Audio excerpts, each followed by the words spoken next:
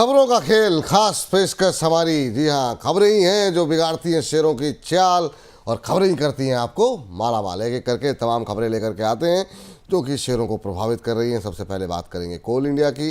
कोल India पे आज क्या खबर निकल के आई है उस पर जरा नजर डालते हैं। बोर्ड ने कुकिंग नॉन कुकिंग कोल के दामों में वृद्धि कर दिया है और आपको बता दें कि यहाँ पर आज अच्छा मोमेंटम भी देखने को मिल रहा है। कोल इंडिया में खबर ये भी है कि 10 रुपये पर टन की दर से आपको बता दें कि ये दामों में बढ़ोतरी का ऐलान जो है वो किया गया है कंपनी की तरफ से। साथ ही साथ यहाँ पर 16 अप्रैल से ये तमाम कीमतें जो हैं वो लागू हो जाएंगी। सर, पहली टिप्पणी आपकी कोल इंडिया को लेकर के। कीमतों में बढ़ोतरी की खबर आई है, आप कैसे देख रहे हैं कोल इंडिया को? जी सर, देखिए एक नीचक रिएक्शन बिल्कुल मार्केट के ओपनिंग के अंदर हम लोगों को देखने मिला। 401 रुपए 50 पैसे के आसपास का एक तेजी इसके अंदर देखने मिली और फिर ग्रेजुअली इसके अंदर एक गिरावट भी देखने मिली। अभी एक कंसोलिडेशन की फेज में है। लोअर टाइम फ्रेम के ऊपर अगर हम लोग देखते हैं तो 200 डेमा को अभी अप्रोच हो रहा है, और अगर डेली टाइम फ्रेम पे देख रहे हैं तो 200 डेमा अभी काफी दूर लगता है मेरे को। और आई स्ट्रांगली बिलीव कि अगर ये 398 से लेके 402 की रेंज में अगर ये थोड़ा टाइम अगर सस्टेन करके फिर ब्रेकआउट देता है तो मेरे ख्याल से इसके अंदर 430 तक की, 440 तक की जगह बन सकती है। स्ट्रांग बाय रहेगा। इन टर्म्स ऑफ वॉल्यूम भी काफी अच्छा लग रहा है। आरएसआई काफी अच्छा प्लेस लग रहा है यहाँ पे 60 के आसपास। तो एक तेजी इसके अंदर लाजमी बननी चाहिए और वो बनेगी। जी, चलिए अगली कंपनी लेकर के आइए जरा, केसी इंटरनेशनल। यहाँ पर बड़े ऑर्डर की खबरें निकल करके आ रही हैं। घरेलू और अंतर्राष्ट्रीय बाजारों से करीब 1236 करोड़ रुपए के कंपनी को ऑर्डर मिले हैं। सिविल, ट्रांसपोर्टेशन और केबल सेक्टर से कंपनी को ये ऑर्डर मिलते हुए दिखाई दिए हैं। आपको बता दें कि केसी इंटरनेशनल ने ये जानकारी दी है और काफ़ी शानदार जो है बड़े ऑर्डर मिले हैं कंपनी को 1236 करोड़ रुपए के आसपास के। अभी अगर हम देखें कि इसी के भाव जो देखने को मिल रहे हैं वो तो पूरी तरह टूटे हुए हैं। 3.3% के आसपास की गिरावट केसी इंटरनेशनल में। सर, ऑर्डर तो मिल रहे हैं सर, लेकिन शेयर पे दबाव है। आपकी टिप्पणी क्या रहेगी सर केसी इंटरनेशनल पे? तो देखिए, केसी इंटरनेशनल अगर हम लोग इसके रिसेंट टॉप से अगर हम लोग बात करते हैं तो 1313 के रेंज से, मतलब लास्ट ईयर दिसंबर के अंदर 4 तारीख का इसका जो टॉप छपा हुआ है वो टॉप से करीब करीब करीब करीब आप यूं समझ लीजिए 40-45% ये ड्रॉप हो चुका है। 200 डेमा जैसे ही ये क्रॉस किया डेली टाइम फ्रेम पे, ये एक बहुत जबरदस्त वल्नरेबल रहा है। स्टॉक अभी थोड़ा सा रिगेन करने की कोशिश कर रहा है, लेकिन थोड़ा सा स्ट्रगलिंग अभी भी लग रहा है मेरे ख्याल से। रिस्क टेकिंग जिनकी कैपेसिटी है, रिस्क टेकर्स जो है वो लोग इसके अंदर अपना लक आजमा सकते हैं। मेरे ख्याल से 645 के स्टॉप लॉस के साथ में, स्टॉप लॉस भी काफी लंबा जा रहा है इसके अंदर। तो आप देख लीजिए 645 वही साइंटिफिक स्टॉप लॉस मुझे नजर आ रहा है। अगर वो मेंटेन करते हैं तो इसके अंदर आप अपनी पोजीशन बना के चल सकते हैं। इवेंचुअल टारगेट्स मुझे लगता है कि ये कहीं ना कहीं 200 डेमा पे आके ये एग्जॉस्ट हो सकता है यहाँ पे। तो 880 900 की रेंज में जो है इसका टारगेट हम लोग देखने मिल सकता है। रिस्क रिवॉर्ड के हिसाब से भी अगर देखते हैं तो इतना ज्यादा फेवरेबल नहीं है, बट स्टिल रिस्क लेने वाले प्लेयर्स इसके अंदर थोड़ी बहुत अपनी पोजीशंस बना सकते हैं। ठीक सर। आशीष यादव जी की टिप्पणी आई है, कह रहे हैं कि one of the best SEBI registered analyst Ashish ji कह रहे हैं। और भवानी जी कह रही हैं कि Pankaj sir best SEBI registered adviser. तो ये टिप्पणियाँ सर आपके लिए आती हुई दर्शकों की तरफ से। इस बीच जो है अगले खबर पर रुख करते हैं और अगली खबर जो आई है वो आई है बीईएल को लेकर के। FY25 के ऑर्डर इनफ्लो प्रोजेक्शन को हासिल नहीं कर पाई है कंपनी। आज दबाव देखने को मिल रहा है बीईएल के अंदर, क्योंकि जो इन्होंने प्रोजेक्शन दिया था वहाँ तक नहीं पहुँच पाई। FY25 में कंपनी को 18,715 करोड़ रुपए के ऑर्डर मिले हैं, जबकि कंपनी ने कहा था कि वो उसे FY25 में 25,000 करोड़ रुपए के टारगेट उसने खुद के लिए निर्धारित किए थे। तो खुद के लिए जो टारगेट निर्धारित किए गए थे वो पूरे हुए नहीं। इस वजह से आज हम देख रहे हैं कि शेयर में ठीक ठाक पिटाई जो है वो आती हुई दिखाई दे रही है। इसके अलावा कंपनी का जो कुल टर्नओवर है उसमें हम देख रहे हैं कि करीब 16% की बढ़ोतरी देखने को मिली है और ये 23,000 करोड़ रुपए से के आसपास होता हुआ दिखाई दिया है। तो कंपनी के टोटल टर्नओवर में अच्छी बढ़त रखी गई है और कंपनी ने 15% की ग्रोथ का लक्ष्य रखा था, यहाँ पे 16% की ग्रोथ आई है। तो यहाँ पे मतलब चीज़ें उतनी ख़राब नहीं है। हाँ, ऑर्डर इनफ्लो को लेकर के जरूर टारगेट पूरा नहीं हुआ, पर ओवरऑल जो है उतनी ख़राब सिचुएशन नहीं है। लेकिन हाँ, मैक्वारी की रिपोर्ट आई, ज़रा बता दीजिए। टारगेट शायद मेरा ख्याल 350 था मैक्वारी की रिपोर्ट का, और यहाँ पर एक और रिपोर्ट थी जिस पर भी जो है बाय करने की सलाह थी, और 360 के आसपास का लक्ष्य था। तो ये मॉर्गन स्टैनली की रिपोर्ट आप देख सकते हैं, 364 रुपये की टारगेट के लिए उन्होंने खरीदारी की सलाह यहाँ पर दी है। इसके अलावा एक और ब्रोकरेज हाउसेस ने 350 के टारगेट दिए हैं। तो करंट लेवल से काफ़ी अपसाइड की उम्मीद इन लोगों ने जताई है, लेकिन BEL पे क्या राय हमारे एक्सपर्ट के, वो भी जरा जान लेते हैं। सर, आपकी टिप्पणी क्या होगी? तो देखिए, सबसे पहले तो मैं बता दूं कि ये स्टॉक जो है मैंने अपने क्लाइंट लोगों के साथ में शेयर किया हुआ है, और ये एक स्टैंडर्ड डिस्क्लेमर है इसके लिए। देखिए, ये स्टॉक काफी पसंदीदा है मेरा भी, और मेरा जो आउटलुक है ये हमेशा से इसके अंदर एक तेजी वाला रहा है।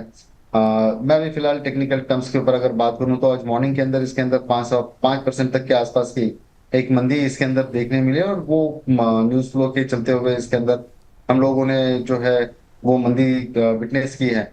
मुझे लगता है कि 272 की रेंज में अगर ये कहीं मिलता है तो इस जैसे स्टॉक्स को हम लोगों ने मिस नहीं करना चाहिए, और स्टैगर्ड बेसिस के अंदर तेजी एक्यूमुलेशन करना चाहिए।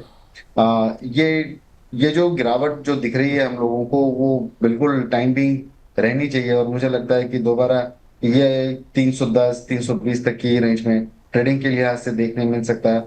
एंड डेफिनेटली अगर इवेंचुअल टारगेट्स अगर हम लोग लॉन्ग टर्म के लिहाज से अगर देखते हैं तो मुझे लगता है कि 340 से 350 तक की रेंज में डेफिनेटली देखने मिलने चाहिए उसको। जी, चलिए, तो ये राय यहाँ पर निकल कर के आती हुई, और इस पर हमने और विशेष चर्चा भी की थी दोपहर 10 बजे के कार्यक्रम में, और उस पर हमारे साथ उस समय एक्सपर्ट थे प्रदीप हल्दर जी। आइए सुनते हैं कि उन्होंने हमारी इस चर्चा के दौरान क्या कहा। क्योंकि लास्ट 1.5-2 सालों से बहुत चल गया था और मार्केट को भी करेक्शन चाहिए था, तो इसलिए नीचे आया है सिंपल। तो अभी 280 का अराउंड ट्रेडिंग हो रहा है। मुझे लगता है कि 340 टारगेट होना चाहिए, फर्स्ट टारगेट, और 340 के ऊपर अगर एक वीकली बेसिस पे क्लोजिंग आएगा उसके बाद मैं फिर भी और पॉजिटिव हूँ, 370 और 400 तक भी आ सकता है। तो मैं इसमें बहुत ही हाइपर बुलिश हूँ, एंड मुझे लगता है जिनके पास है उनको होल्ड करना चाहिए, पोटेंशियल्स बहुत है। लेकिन आपको एक स्टॉप लॉस भी ध्यान रखना है कि आपका स्टॉप लॉस अभी जो होना चाहिए as per the current market price वो है 220 is your current stop loss होना चाहिए। जिनके पास लास्ट 1.5 से 2 साल आप होल्ड कर रहे हो, जिन्होंने बोला मैं 140 पे बाय किया, 200 पे बाय किया, सबके stop loss, final stop loss होना चाहिए 220। तो 220 is your final stop loss, आप होल्ड कीजिए। कमिंग फ्यूचर मुझे बहुत ही ब्राइट लग रहा है। जी, तो चलिए, 400 तक के टारगेट की बात यहाँ पर करते हुए नजर आ रहे थे प्रदीप हल्दर साहब। अगली कंपनी स्क्रीन पर लेकर के आइए, वहाँ देखते हैं क्या कुछ खबरें निकल करके आ रही हैं। और यहाँ पर अगली खबर है क्वेस कॉर्प को लेकर के। क्वेस कॉर्प ने बिजनेस डीमर्जर की रिकॉर्ड डेट फिक्स कर दी है।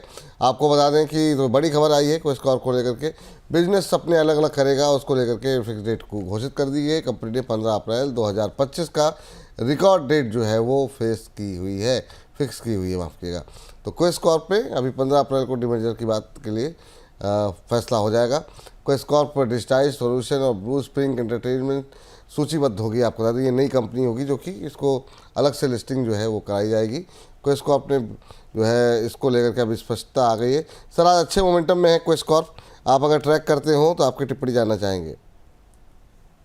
सर, ये जो क्वेस है करीब 680 के आसपास ही ट्रेड कर रहा है। एंड अगर हम लोग डेली टाइम फ्रेम पे अगर देखते हैं तो सर जी, बहुत मेजर कंसर्न है आज के दिन के अंदर का वॉल्यूम अगर छोड़ देते हैं तो वॉल्यूम्स के बहुत ज्यादा कंसर्न है। मेरे ख्याल से ये एक डेफिनेटली निकलने का मौका रहना चाहिए।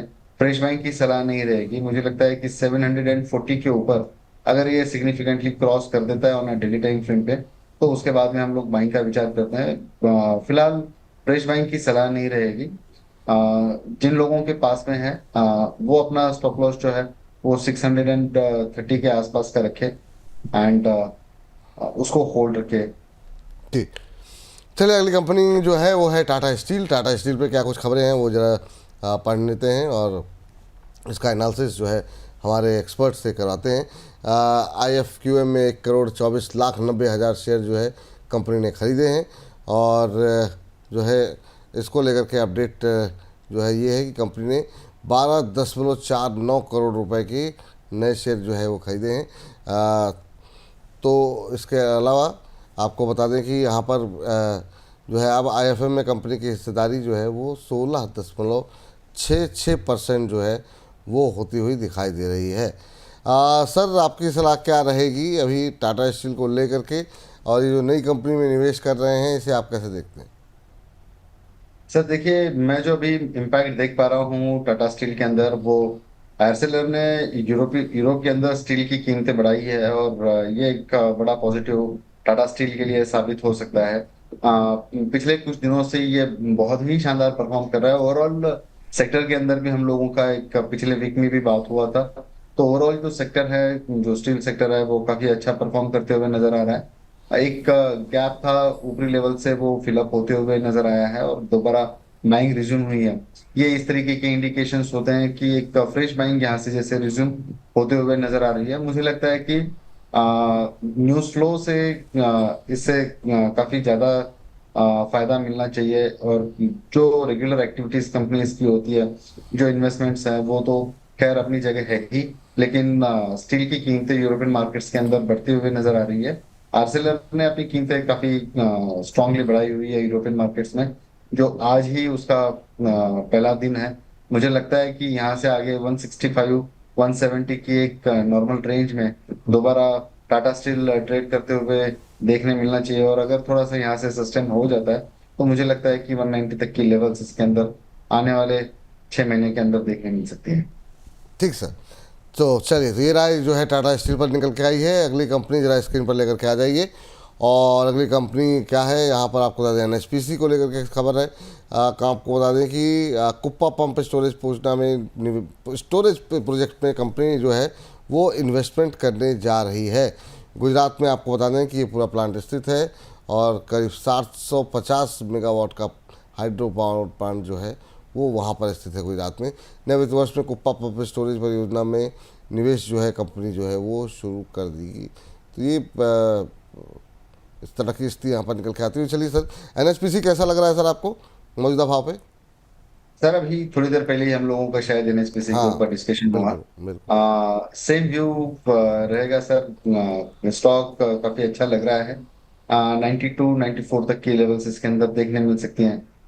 वॉल्यूम्स एक्टिविटी और आरएसआई काफी कंफर्टेबल लग रहा है, तो मेरे ख्याल से इसके अंदर एक स्टैंडर्ड स्टॉप लॉस आप मेंटेन करके चलिए। इस 77 78 का टारगेट जो है वो 94 तक के इसके अंदर आराम से देखने मिल सकता है। अगली कंपनी जिस पर की खबर है वो है एलटी टेक्नोलॉजी। कंपनी ने 50 मिलियन यूरो का सौदा जो है ऑर्डर जो है वो मिला है कंपनी को। 50 मिलियन यूरो का ऑर्डर मिला है कंपनी को यूरोपियन ऑटोमेटिव ओईएम से आपको बता दें कंपनी ने ये सौदा जो है वो जीता है।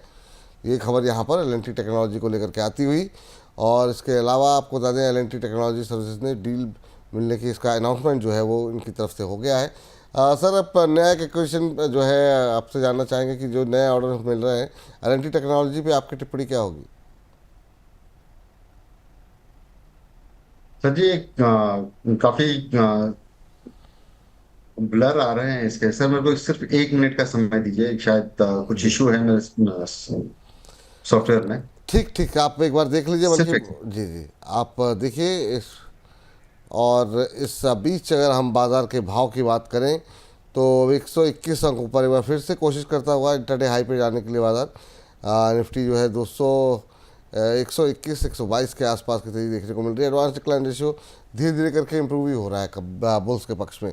2018 शेयर ऐसे हैं जो कि बढ़ के कामकाज कर रहे हैं और गिरावट में महज जो है वो हम देख रहे हैं कि 822 शेयर अब शामिल रह गए हैं। चलिए, गतिविधि आपके फ़ोन उस पर लैपटॉप पे सही हुई सर? जी सर, जी सर। जी सर, अपनी टिप्पणी दीजिए सर। जी, L and T technology services आज करीब करीब 1.5% के आसपास की तेजी देखने मिली है इसके अंदर। 70 रुपए ये तेज लग रहा है। मुझे लगता है कि एक स्टैंडर्ड जो बाइंग की रेंज होनी चाहिए इसके अंदर 4,580 से लेके 4,600 की रेंज में। यहाँ से 30 35 रुपए, मतलब यहाँ से 1% अगर कहीं डाउन हो मिलता है इंट्राडे के अंदर, तो लेने की सलाह रहेगी। शॉर्ट टर्म के अंदर इसके जो टारगेट जो रहेंगे वो 4,900 तक के देखने मिल सकते हैं, और स्टॉप लॉस जो है वो 4,500 का रख के इसके अंदर ट्रेड लेना चाहिए सर। जी चलिए, इस बीच जो है लास्ट खबर फटाफट ले लेते हैं जेएसडब्ल्यू एनर्जी को लेकर के। और यहाँ पर जेएसडब्ल्यू एनर्जी पे भी खबर यह है कि FY25 में कंपनी ने 3.6 गीगावाट उत्पादन क्षमता जो है वो ऐड की है कंपनी ने। और यहाँ पर जो है जो बिजनेस अपडेट्स जो है पिछले महीने का लोग ऐड दे रहे हैं। अब FY25 में स्थापित उत्पादन क्षमता जो है वो 10.9 गीगावाट हो गई है। पावर में काफ़ी सारी खबरें हैं सर, उनमें JSW एनर्जी कैसा लगता है आपको? सर JSW हम लोगों का पीछे भी बात हुआ था और डेफिनेटली सेक्टर वाइज थोड़ा सा डाउन परफॉर्म करते हुए नजर आ रहा है। पिछले एक हफ्ते से ये कंटिन्यूअसली गिरते हुए दिख रहा है। 575 578 की रेंज में एक बेस वॉल्यूशन यहाँ पे देखने मिला है और वहां से नीचे में करीब करीब 9 से 10% तक की इसके अंदर एक गिरावट देखने मिली है। ये अभी फिलहाल 20 डेमा के नीचे आकर ट्रेड कर रहा है। फ्रेश बाइंग की सलाह नहीं रहेगी ट्रेडिंग के पर्सपेक्टिव से।